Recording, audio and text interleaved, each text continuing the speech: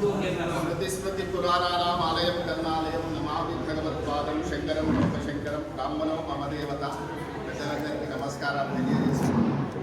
ఈరోజు ఫెడరేషన్ తరఫున ఇక్కడ మనం అందరం సమావేశమైనాం. దేనికి సమావేశమైనామంటే పరిష్కారాలు, బ్రాహ్మణ జాతికి సంబంధించిన విషయాలు మాట్లాడటానికి ఇక్కడ పెద్దలందరూ సమావేశమైనాం. గత 5-6 మీటింగ్ల నుంచి సమావేశాలు జరుపుకుంటూనే ఉన్నాము. మనం ఎంత ప్రభుత్వానికి ఎంత ఒత్తిడి వాళ్ళలో తెచ్చిన దానికి స్పందన లేదు. ఫస్ట్ మనం అది గ్రహించాలి. మరి స్పందన రావడానికి మనం ఏం చేయాలంటే చాలా తీవ్రంగా కార్యక్రమాలు చేయాల్సి వస్తుంది. అది ముందుకు మీరు మన పెద్దలందరూ వాటి ముందు నిర్ణయించుకోవాలి. ఎందుకంటే ఎంతసేపు పట్టుకున్నట్టు ఇప్పటికి ఒక సంవత్సరం కాలం గడిచిపోయింది. ఇంకా 4 సంవత్సరాలు ఉంది ప్రభుత్వానికి. 4 సంవత్సరాలంటే వాళ్ళ దగ్గర ముందు మేము మొన్న రిప్రజెంటేషన్ ప్రభుత్వానికి, ముఖ్యమంత్రి గారికి ప్రెస్ మీట్ ద్వారా, అలాగే సలహాదారు గారికి కూడా మా డిమాండ్స్ ఇచ్చాము. మన జాతికి సంబంధించిన డిమాండ్స్ ఇస్తే వారు ఏమన్నారంటే డబ్బులు లేవు, ఆర్థిక శాఖ చాలా ఘోరంగా ఉంది, గత ప్రభుత్వం మమ్మల్ని అప్పుల్లో ముంచిపోయింది, ఆ వడ్డీ కట్టలేకనే మా ప్రభుత్వం నడపలేకపోతున్నాం అనేది ఒక డైరెక్ట్ వారు చెప్పారు. మరి మనము మన సంఘాలు కూడా ఏం చేస్తున్నామంటే ఎవరికి వారు కొంతమంది ప్రభుత్వానికి ఉన్న వాళ్ళు సభలు సమావేశాలు పెట్టుకుని వాళ్ళని పెట్టొద్దంటలే. కానీ మరి మేము ఇచ్చిన రిప్రజెంటేటివ్లు ఏమైంది? ఇప్పుడు గతంలో ఇచ్చినాం కదా, మరి ఆ రిప్రజెంటేటివ్ ప్రభుత్వం స్పందించదా? అంటే మీ ఆసుపత్రులను ఏమైనా విభజించి పాలించడానికి ఏమైనా కుట్రలు అనుకున్నారా? మా బ్రాహ్మణ జాతిని విడగొట్టి చల్లవరుస్తున్నారా? ఇది మనం గ్రహించాలి. ఒక సంఘం పోయి నేనేదో పెట్టుకుంటా అంటారు. దీన్ని మనం గ్రహించకుంటే వాళ్ళు విభజిస్తారు, ఇంకా 2 సంవత్సరాలు కట్టుకుంటారు. బ్రాహ్మణులు అడిగేటువంటి లేడు కదా అని వాళ్ళకి ధైర్యం ఉంది. ప్రభుత్వం ఏంటంటే ఏ ప్రభుత్వం ఉన్నా వాళ్ళ ఆలోచన ఇదే. న్యాయ బ్రాహ్మణులకు 1% లేదు, బ్రాహ్మణులు నాయకులు లేరు, ఉన్న నాయకులు పట్టించుకోరు. ఇవాళ మనం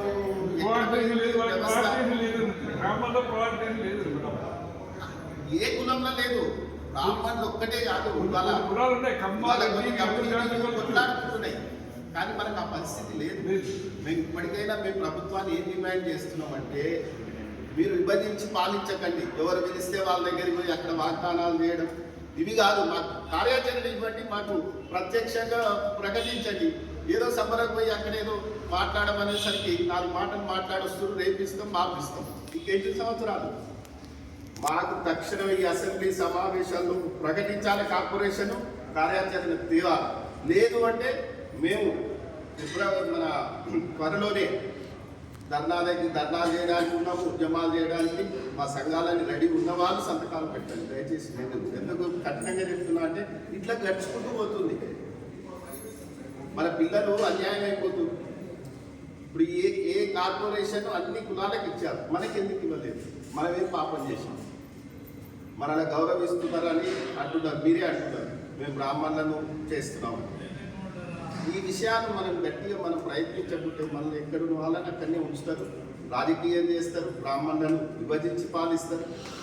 నేను మన డైరెక్ట్ ఒకటే రిప్రజెంటేషన్, మాకు అసెంబ్లీలో ప్రకటించాలి, కార్పొరేషన్ పాలక మండలిని వెయ్యాలి. అది వేసిందాక మేము ఒక 15 రోజుల నెల రోజుల టైం ఇద్దాం. తర్వాత అన్నీ వస్తాయి. మీరు అడిగినాయి. ఇంకేమైనా పిల్లలకు స్కాలర్షిప్ కానీ, అమెరికా పోయిన వాళ్ళు, విదేశీ పోయిన వాళ్ళ ఫండ్స్ కూడా వస్తాయి. పాలక మండలి అక్కడ ఎవరిని పోయి అడగాలి మనం?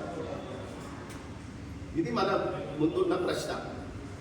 ఇప్పటికీ అర్చకులు, పురోహితులే వైదిక ధర్మాన్ని కాపాడుతుంది. బ్రాహ్మణ సమాజం ఉందంటేనే వాళ్ళకు ఉంది. ఉద్యోగస్తులు ఉన్నారు, నేనేమంటలేను వాళ్ళని. కాకపోతే రక్షిస్తుంది ఎవరు? ధర్మాన్ని. అర్చకులు, పురోహితులు. అందులో ప్రైవేట్ అర్చకులు, ప్రైవేట్ అర్చకుల గురించి మాట్లాడుతుంది. గవర్నమెంట్ ఎండోమెంట్ వాళ్ళది ఒకటి సపరేట్ ఉంది. వాళ్ళ జీతాలు సరే, వాళ్ళ సమస్యలు వాళ్ళకున్నా ఓ వ్యవస్థ ఉంది. నెలగానే ఎంతో అందపడుతుంది. ప్రైవేట్ అర్చకుల పరిస్థితి వాళ్ళ దేవాలయాల సిటీలలో ఆ ధూపదీప నైవేద్యం అన్యులకు చేసేసారు. అది కూడా మన పెద్ద ప్రశ్న. మనకు రాబోయే తరానికి బ్రాహ్మణ గారికి ఎదురయ్యే పెద్ద సమస్య ఏంటంటే ఈ డీడీఎల్ ధూపదీప నైవేద్యం. గుళ్ళన్నీ వాళ్ళ పాలవుతున్నాయి, పరాయి పాలవుతున్నాయి. బ్రాహ్మణులు ఒక్కరు కూడా మిగిలరు. వాళ్ళు అట్లే ఇచ్చుకుంటా పోతే దాన్ని కూడా మనం ఒక ప్రక్షాళన చేసుకోవాలి. ఇవన్నీ డిమాండ్ ఉంటాయి. అట్రాక్టివ్ కేసు కావాలి, అందరికీ ఉన్నట్టు మనకు కూడా హక్కు కావాలి, జీవో ద్వారా తేవాలి. ఇన్ని సమస్యలు పెట్టుకొని పెద్దవాళ్ళు IPS IASలు మేము సన్మాన సత్కారాలు అంటే ఇప్పుడు చేసేదే లేదు ఏ సభలలో. నిజంగా అంటే మనం సన్మానాలు చేసుకోవడమే దౌర్భాగ్యం. ఆ, కులవృత్తిని ఇవన్నీ చాలా సమస్యలు ఉన్నాయి. దీనికి ఏకైక మార్గం టైం ఇద్దాం ప్రభుత్వానికి. ఇప్పటికి సంవత్సరం ఇచ్చినాం, ఈ నెల ఇచ్చేసి ఈ సంక్రాంతి తర్వాత ఉద్యమ కార్యాచరణ తీసుకుంటేనే ప్రభుత్వం దిగి వస్తుంది తప్ప మనం రిప్రజెంట్ ఇచ్చి వాళ్ళని అతిథులను పిలిచిన వాళ్ళని ఏమైనా డిమాండ్ చేయగలుగుతామా? చేయగలుగుతామని చెప్పండి. అతిథిగా వచ్చి సన్మానం చేస్తే 4 మాటలు చెప్పే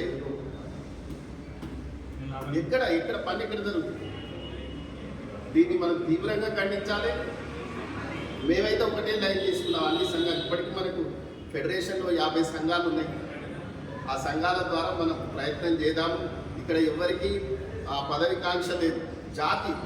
జాతికి మన పిల్లలకు భవిష్యత్తు తరాలకు మాకు కావాలి. మాకు పదవులకు మీరే చేయండి, కానీ వెయ్యండి. తక్షణమే పాలక మండలి వెయ్యాలి. చైర్మన్ డైరెక్టర్స్ని వేసి కార్పొరేషన్కు నిధులు మంజూరు చేసి ప్రత్యక్ష కార్యాచరణ వాళ్ళు ప్రకటించాలనేది వాళ్ళ ప్రధానమైన డిమాండ్. ఇది నా యొక్క ప్రతిపాదన. అందరూ మన్నించి దీన్ని ఆమోదించగలని జై తెలంగాణ, జై జై చాళుక్య, జై హర్ష, జై బ్రాహ్మణ్. బ్రాహ్మణ ఐక్యత, బ్రాహ్మణ ఐక్యత. సర్వోదన సుఖభవంతు అనేది ఏకైక వ్యక్తి ఎవరు ఉన్నారంటే ఈ భూమండలం బ్రాహ్మణులు. ఈ బ్రాహ్మణులు అందరినీ కలిసి ఒక కొడుకుని తీసుకొద్దాం. ముందు ఎన్ని ఉన్నాయో అసలు